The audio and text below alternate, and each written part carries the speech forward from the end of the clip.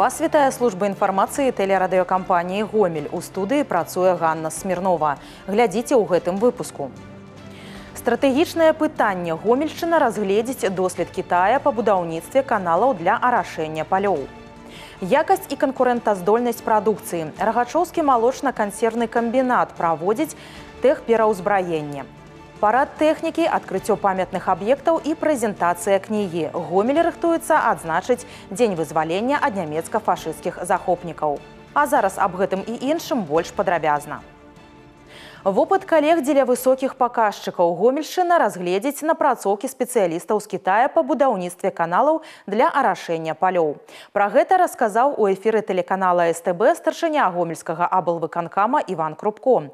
Для сферы АПК пытанне важлівае. Недахоп вільгаці надзвычай негатыўна ўплывае на ўраджай. А сама ідэя далёка не новая. Да яе рэалізацыі прыступалі яшчэ ў Савецкім Саюзе, калі было пабудавана Днепра-Брагінскае вадасховішча. Идея была такова, что взять насосной станции воду, когда идет таяние снегов, поднимается высота Днепра, взять воду, закачать большое хранилище и потом орошать землю. Фактически на стадии 89-90 года проект начался. Построена крупная станция, построена на 50 миллионов кубических метров хранилище воды, и оно в рабочем состоянии. Проведена на сегодняшний день такая серьезная глубокая ревизия, но рабочая станция, рабочее водохранилище, оно в системе все работает. Но не сделана самая главная часть. Не выстроены до конца каналы, которые могут орошать поля влагой. То есть вода есть, хранилище есть, просто надо завершить этот проект. Пасля прэзідэнцкай нарады, прысвечанай пытанням водакарыстання, беларускія дыпламаты ў Кітаі прапанавалі ўзяць на ўзбраенне вопыт адной з правінцый Паднябеснай. Мясцовыя спецыялісты ўмеюць выціскаць максімум з кожнай кроплі, вызначаць запатрабаванне глебы і раслін у вільгаці. У бліжэйшыя дні эксперты дзвюх краін плануюць абмеркаваць, як адаптаваць кітайскія ноу-хау для беларускай зямлі. У Нараўлянскім раёне працягваецца маштабная будоўля сучаснага малочна-таварнага комплексу «Будкі» экс-базы «Крынічная». Праект, які рэалізуецца з 2021 года, увайшоў у актыўную фазу. Яшчэ ў жніўні мінулага года уведзены ў эксплуатацыю першыя два пускавыя комплексы. Цяпер будаўнікі працуюць над трэцім. Падрабязнасці далей у матэрыяле нашых карэспандэнтаў. Будаўніцтва малочна-таварнага комплекса «Будкі» – адзін з найбуйнейшых інвестыцыйных праектаў у сельскай гаспадарцы Нараўлянскага раёна. Комплекс разлічаны на 3160 галоў, з якіх 1024 дойнага статка. Зараз уся ўвага на трэці пускавы комплекс. На сегодняшний день мы ведем строительство на третьем пусковом комплексе объекта, в состав которого входит 2 телятника на 380 скотомест и на 310 скотомест. Навеса для домиков для телят. Это будет 2 позиции напротив каждого сарая, а также выгульные площадки возле каждого телятника. Будаўніцтва гэтага этапу завершено на 95%. Будаўнікі адразу возводят некалькі объектов. На данный момент на строительной площадке работает 24 работника и также механизмы. 2 крана, погрузчик, автовышки. Начали возведение дальнобойного блока. Планируется еще также 2 сарая для телят и собран каркас, каркас здания сухостойного содержания и раздельного деления. З жніўня 2024 года ўжо працуюць першыя 2 пускавыя комплексы. Яны ўключылі кармавыя склады, даільна-малочны блок, телятнікі і інжынерную інфраструктуру. Але будоўля – гэта не толькі аб'екты, але і людзі, якія працуюць і бачаць вынік. Все очень удобно, оборудование все современное. На данный момент у нас уже 890 поголовья по всей ферме, 200 голов молодняка, мы доим 12 тонн молока сортом экстра. Оборудование все удобно в эксплуатации, все сделано для комфорта людей. То есть и телятники, и дойное поголовье, все содержится в комфортных условиях, начиная от окон, заканчивая кормовыми столами. Пасля здачы трэцяга пускавога комплексу, якая плануецца ў бліжэйшыя некалькі месяцаў, будаўнікі прыступяць да 4-го і 5-го. Яны стануць лагічным працягам развіцця комплексу. После завершения строительства третьего пускового комплекса будем продолжать стройку на 4-м и 5-м пусковых комплексах.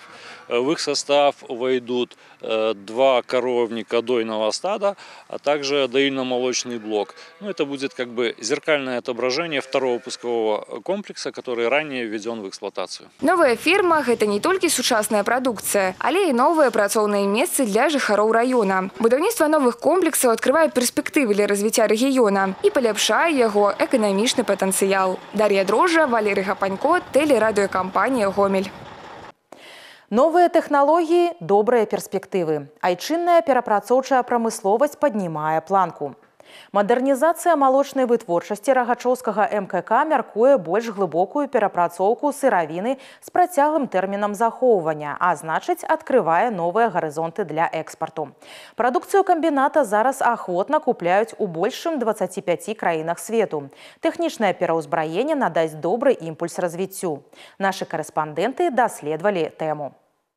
Першая партыя 100 тонн ужо сышла з канвеера. Вось-вось запатрабаваная прадукцыя паступіць у гандлёвыя сеткі Беларусі і Расіі. Тэхпераўзбраення прайшлі некалькі цэхаў натуральна-малочнай прадукцыі. Важны этап грандыёзнага інвестпраекта Рагачоўскага МКК. Па сутнасці, гэта сур'ёзная мадэрнізацыя плошчаў з заменай абсталявання па тэрмаапрацоўцы малака. Мы долго подбирали оборудование, наши специалисты уезжали в Китайскую Народную Республику, смотрели несколько производителей. Важно, что качественно и компоненты европейские, с которыми мы уже работаем на предприятии. И также есть, конечно, запасные части на эту линию. Поэтому выбор действительно правильный.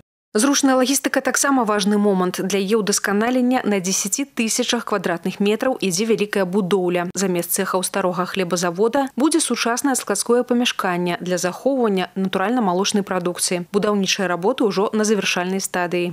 Порядка 5000 уже залиты бетонные проезды, подъезды, смонтирована рампа для отгрузки продукции, ведутся работы по монтажу сэндвич-панелей, заканчиваются работы по холодоснабжению, вентиляционным системам. Проект близится к завершению. А гэта ўжо сыраробная вытворчасць. За месяц цэх перапрацоўвае каля 7000 тонн адборнага малака. Рагачоўскія сыравары задавальняюць патрэбы не толькі аматараў класікі, але і гурманаў. Карысная навінка – безлактозны сыр. У агульным асартыменце комбіната больш як 30 найменняў.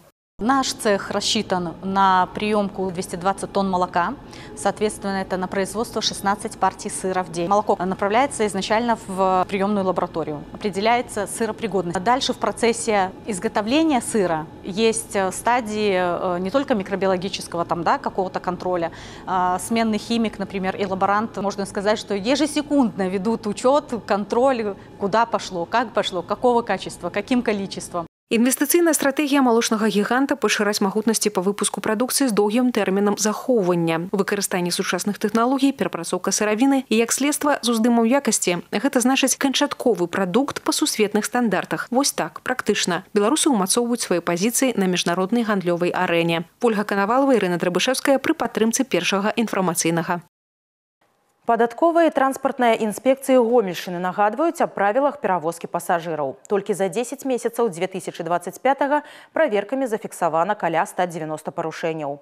З мэтай іх прафілактыкі з прадстаўнікамі транспартных кампаній ведомствамі праводзіцца сістэмная работа. Аб гэтым і іншым далей у сюжэце.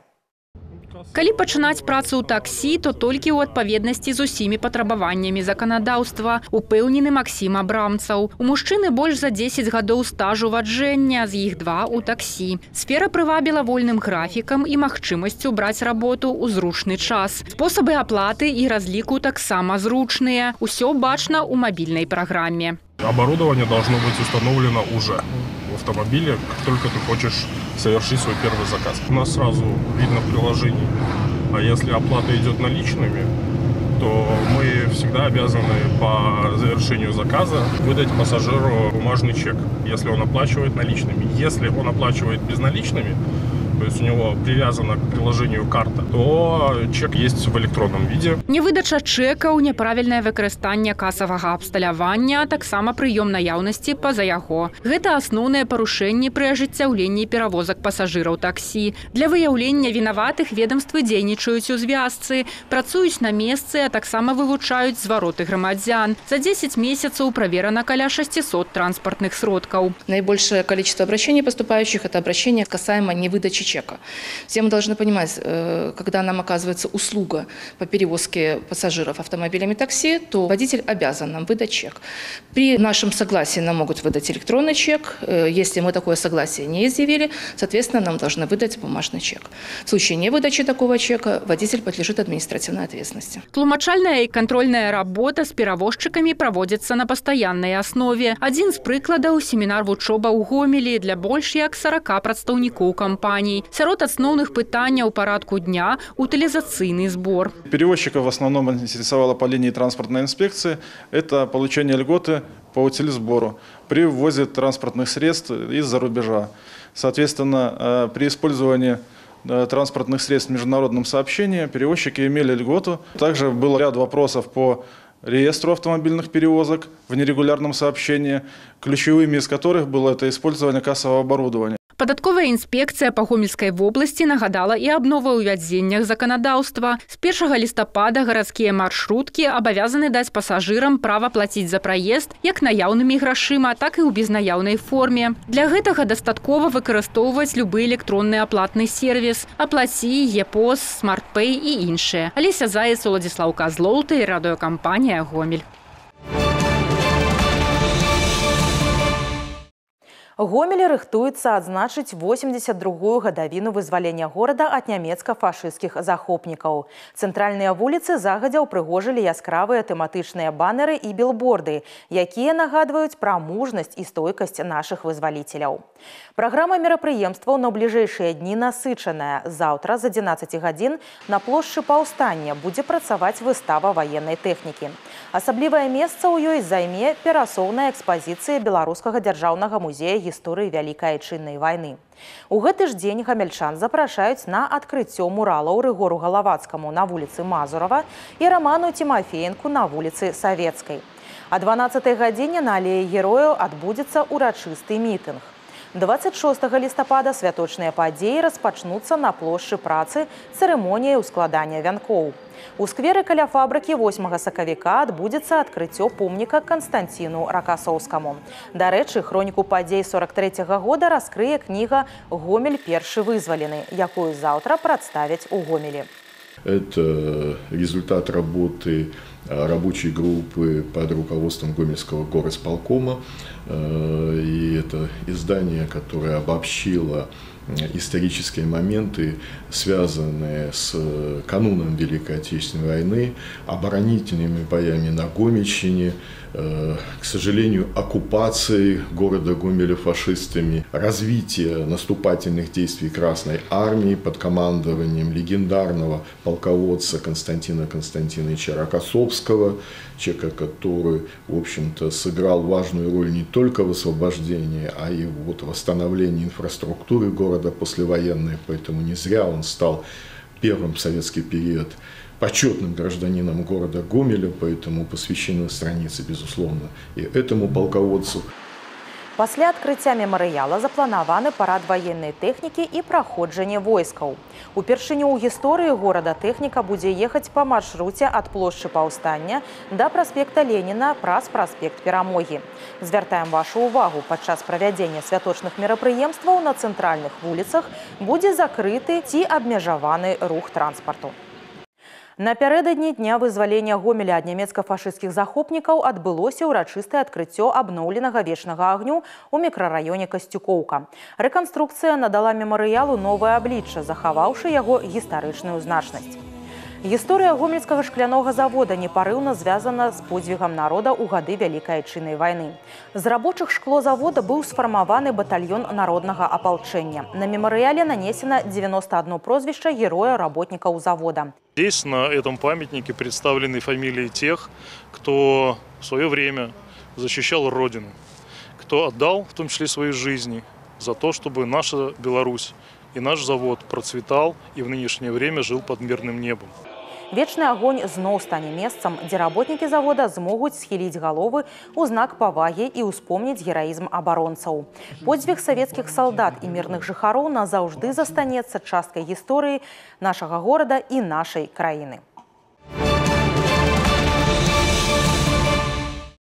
Гомельскі дзяржаўны універсітэт імя Скарыны ў чарговы раз сабраў вядучых навукоўцаў на славянскія сустрэчы. На працягу 2 дзён тут адбудуцца адразу 2 маштабныя міжнародныя канферэнцыі і круглы стол. Больш за 30 вышэйшых навучальных устаноў з Беларусі, Расіі і Кыргызстана. 167 даследчыкаў прыехалі ў горад над Сожам, каб падзяліцца сваімі адкрыццямі. Проблема, которую мы постоянно решаем, показывать и доказывать, что славяне – это единое языковое пространство, которое друг друга хорошо понимает, а нам, лингвистам, нужно помогать этому пониманию, расширять эти возможности и, конечно, не просто дружески относиться к другим славянам, но их любить так же, как и свой собственный народ и свой собственный язык. У праграме і міжнародная канферэнцыя для маладых даследаванняў «Крок у навуку. Праблемы, пошукі, рашэнні». У гэтым годзе ў ёй прымаюць удзел 102 навукоўцы. Результатом их труда стал вот такой сборник, который мы традиционно выпускаем по итогам докладов, который будет звучать на конференции, называется «Молодежный филологический вестник». Посмотрите, какой он объемный.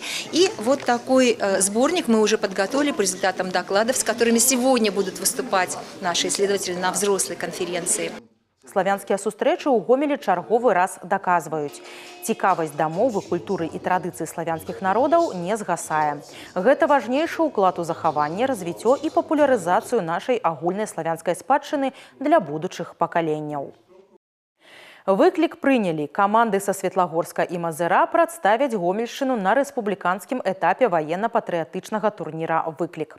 Праект рэалізуюць Рэспубліканскае грамадскае аб'яднанне «Патрыёты Беларусі», Ваенная акадэмія і Міністэрства адукацыі пры падтрымцы Міністэрства обороны Республики Беларусь. Если раньше это было всего лишь 14 команд, 140 человек, то сейчас это 600. То есть масштабы выросли, проект очень заходит молодежи, мы стараемся говорить на их языке, быть рядом с ними, бежать вместе с ними. Представители патриотов рука об руку проходят все испытания вместе с участниками. На старт вышли 10 команд школьников из разных районов Гомельской области. Программу турнира насытили испытами разной ступени тяжкости. От проходжения имитации зоны заражения до мятания гранаты, сборки и разборки зброи. По выниках спаборницкого дню первое место у юных мазыран, другое место у команды Светлагорска. Менавіта гэтыя коллективы протягнуть борьбу на наступном этапе. На п'едэстале лепшыя. У Гомелі падвялі вынікі другой гарадской спартакіяды сярод працоўных калектываў. Пераможцамі сталі Гомельскі вагонабудаўнічы завод і аўтобусны парк нумар 6. Удзельнікі замагаліся за перамогу ў 2 катэгорыях. Калектывы колькасцю да 700 чалавек і звыш. Акрамя гэтага ўзнагародзілі пераможцаў і прызёраў у асобных відах спорту. Почему мы победили? Ну, потому что, как при открытии было сказано, было единство. И ведь единство в нашей команде, в автобусном парке номер 6. Среди 10 видов спорта мы, может, не занимали везде первые места, но мы были везде где-то близко к призерам. Поэтому я хочу поблагодарить и свою команду. А почему это уже получается? Потому что уделяется особое внимание и различным видам спорта, проходят тренировки на постоянной основе. Упершыню ў рамках гарадской спартакіяды прайшоў конкурс мастацкай самадзейнасці. У творчых спаборніцтвах перамогу атрымала каманда «Гомель-Шкло». А вось гран-пры здабыў калектыў Гомельскага вагонабудаўнічага завода. В этом году было несколько тяжело, но что помогло? Помогло как бы поддержка всего нашего трудового коллектива, потому что как бы ни было, вот этот вот минимум, который выступал в спорте, тот, что выступали на сцене, помимо этого вот эта вот наша вся поддержка, которые были в зале, которые были в спортивных залах, которые болели поддержкой, мы просто не могли подвести наш трудовой коллектив. Узнагароды атрымалі і пераможцы першага адкрытага гарадскога фестывалю феерверкаў «Агні любімага Гомеля». Уладальнікам гран-пры стаў феерверк пад назвай «Зорка Сожа» вытворчага аб'яднання «Беларуснафта». Гомельскі каток рыхтуецца да адкрыцця новага сезона. Заліўка аб'екта па вуліцы Галавацкага пачалася яшчэ на мінулым тыдні. Зараз рабочыя падрыхтоўваюць паверхню, каб лёд быў роўным і бяспечным. Пласты вады замярзаюць і ўтвараюць трывалае ледзяное пакрыццё. Далей паверхню пляцоўкі чакае канчатковая шліфоўка. Ужо гатовы рэквізіт, у наяўнасці больш за 330 пар заточаных коньков и расписание массовых катанняў. Сеансы катания начинаются с 10 часов утра. Продолжительность катаний 45 минут. С 21 до 22 часов это большой мегасеанс. Всех приглашаем на каток, чтобы у всех было хорошее настроение. Адкрыццё пляцоўкі запланавана на вечар 28 лістапада. Кожны дзень супрацоўнікі сочаць за умовамі надвор'я, каб забяспечыць ідэальныя умовы для катання. Гэтыя і іншыя навіны вы можаце знайсці ў нашым тэлеграм-канале, а таксама на сайце ў інтэрнэце па адрасе tvr.gomel.by. На гэтым выпуск завершаны. У студыі для вас працавала Ганна Смірнова. Усяго добрага і да сустрэчы ў эфіры.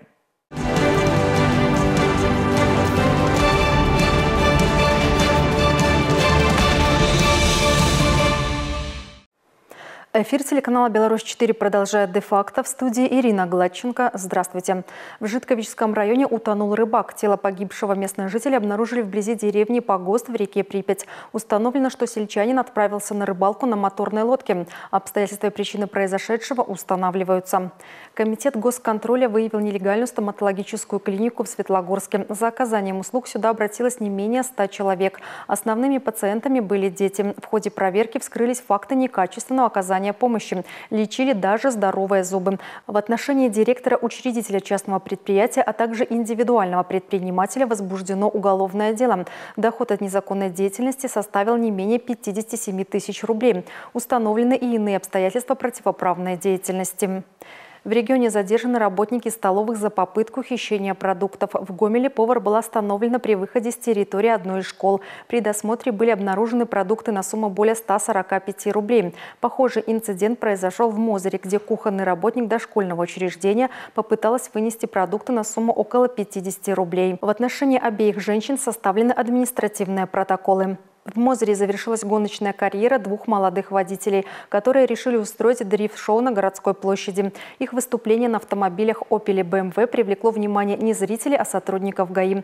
Нарушителями оказались местные жители, уже неоднократно привлекавшиеся к ответственности за нарушение ПДД. На этот раз в отношении них составлены административные материалы за выезд на встречную полосу и нарушение правил маневрирования. Водители лишены права управления транспортными средствами и обязаны заплатить штраф.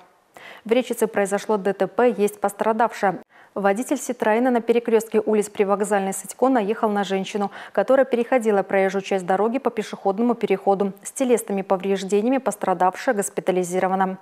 Не обошлось без ДТП и в Калинковичах. Водитель автомобиля ВАЗ двигался по улице Сомова, не уступил дорогу и столкнулся с «Мерседесом», водитель которого двигался по главной дороге. Пассажир второй машины получил травмы и был доставлен в больницу.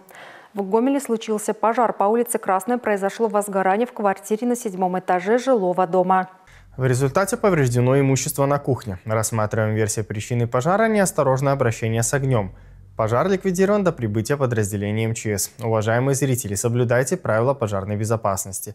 Установите во всех жилых комнатах автономный пожарный извещатель. Это чрезвычайно важный прибор своевременно оповестит вас о пожаре на ранней его стадии и даст вам шанс на спасение. В случае чрезвычайной ситуации звоните по телефону 112.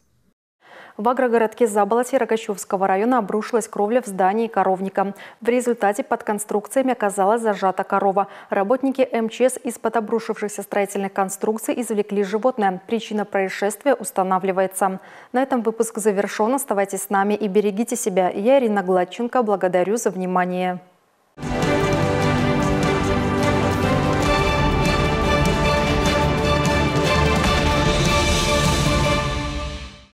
Клуб АПЛ «Витебск» впервые в своей истории выиграл чемпионат Беларуси по футболу. Золотые медали были оформлены в матче с Гомелем. Подопечные Андрея Гравцова попали под настоящий чемпионский каток. Лидеры первенства были настроены решительно взять трофей перед своими трибунами. На 26-й минуте был назначен пенальти за фол на Эльдурашеве. Сам пострадавший и реализовал 11-метровый. И это было только начало. Еще в первом тайме мяч побывал трижды в сетке ворот Клещука. Во второй половине игры хозяева подуспокоились, но под занавес встречи еще раз огорчили Гомель 5-0. Разгромная виктория, позволившая оформить первое чемпионство.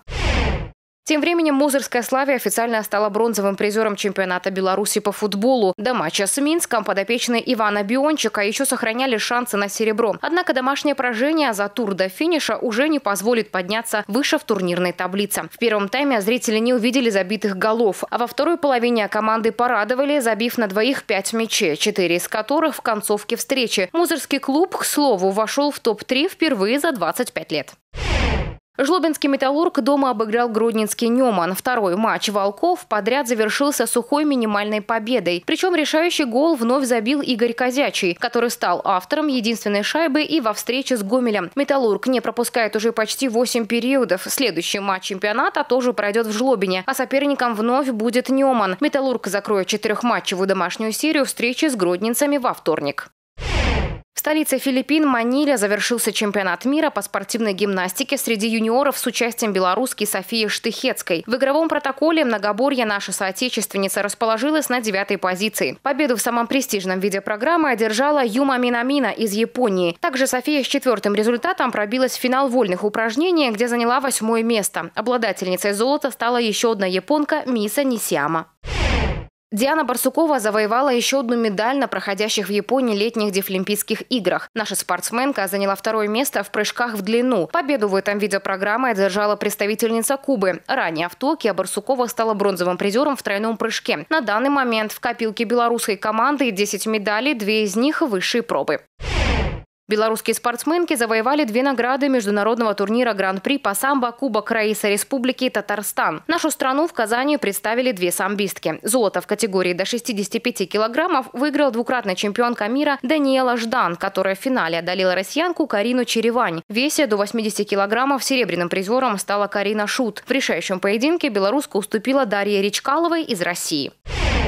Представитель Беларуси Сармат Цакуев стал победителем чемпионата Европы по тэквондо в олимпийских весовых категориях, который завершился в Швейцарии. Наш спортсмен стал лучшим на континенте в категории до 68 килограммов. По ходу турнира Сармат обошел израильтянина Этана Генцеля, болгарина Стефана Стаметова, поляка Матеуша Шхановского и украинца Владимира Быстрова. А в финале одолел россиянина Илью Данилова. К слову, в 2021 году уроженец Владикавказа побеждал на чемпионате Европы в составе российской команды.